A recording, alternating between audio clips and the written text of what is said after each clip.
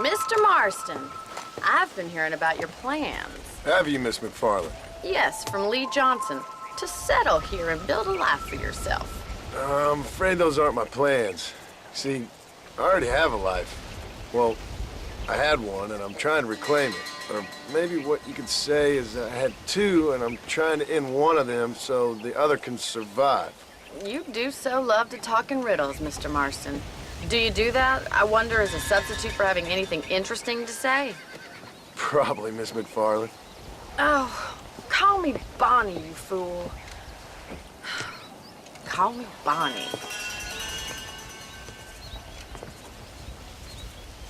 Miss McFarland, I'm married. I have a son. I had a daughter, but she died. Years before that, I rode in a gang. We robbed banks, trains, held people ransom. We killed people we didn't like. Bill Williamson was in that gang.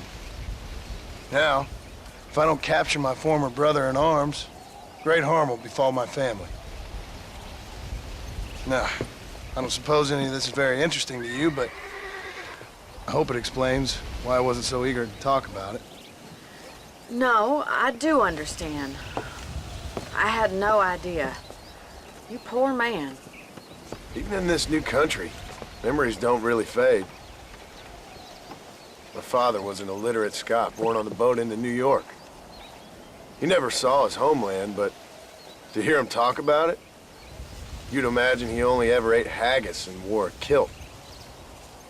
And he hated the English for what they had done to his great-grandparents that he'd never met. People don't forget. Nothing gets forgiven. That's true, especially when it comes to money.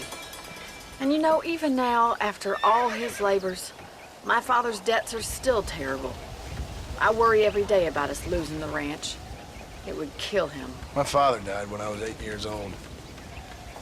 His eyes were, well, let's just say he was blinded in a bar fight south of Chicago.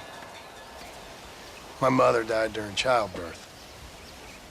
She was a prostitute, and he was her, well, I don't know what he was. So I was sent off to an orphanage and ran away and fell in with a gang. My word. What a difficult life you've lived. The leader of the gang taught me how to read, taught me how to see all that was good in the world. He was a great man in a way. But you killed people. Sure. And I've suffered for it. And that's the life I left, or tried to leave. I said too much, Bonnie.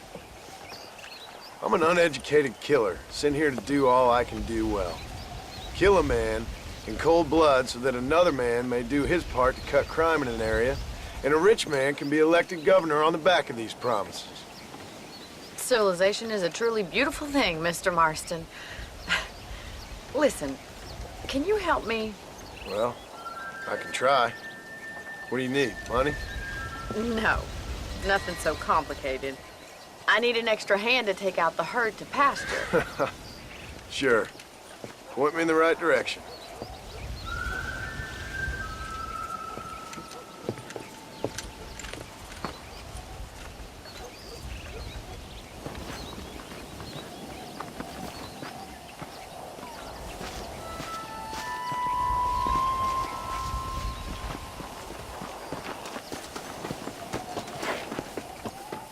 Right. Are you ready to learn how to herd some cows? Come on, boy. Come on! Thank you for telling me all that back there. It must have been hard for you. Hope you understand now why I've been playing my cards somewhat close to my chest. I didn't know you had a wife and child. Then again, I don't think I ever asked. They're lucky to have a man like you. I ain't so sure about that, but thank you. How are you today, Marston? Let's go! Slow down! He's got it. Behind them, Mr. Marston. Move it up! Yeah, that's it. Easy now. Come on! Nice job, Mr. Marston. Drive them down the road, Mr. Marston. Good Come on. job.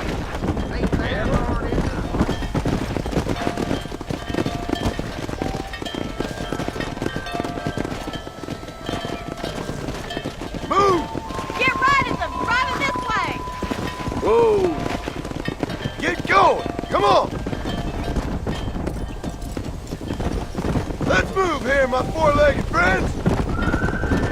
No stopping! Let's go! Move! Move! Come on! Whoa there! Forward! Stay together, you dumb animals! Move! Come on! Move on! Move on! All right, let's move this large herd out to the far pasture. Come on! Come on! Come on! Yeah! Sweep back and forth behind them. Keep them nice and tight. You're doing great, Move it. Mr. Marshall. Stay with him. Come on! Let's go! Let's go! Nail it down. Keep it moving! Keep going, Mr. Marston. Keep it moving. Come on. Right now. Whoa there.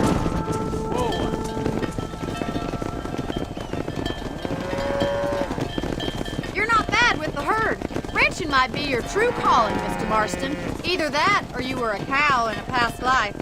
Thank you, Miss McFarland. I'll see you later. I have work to do back at the ranch.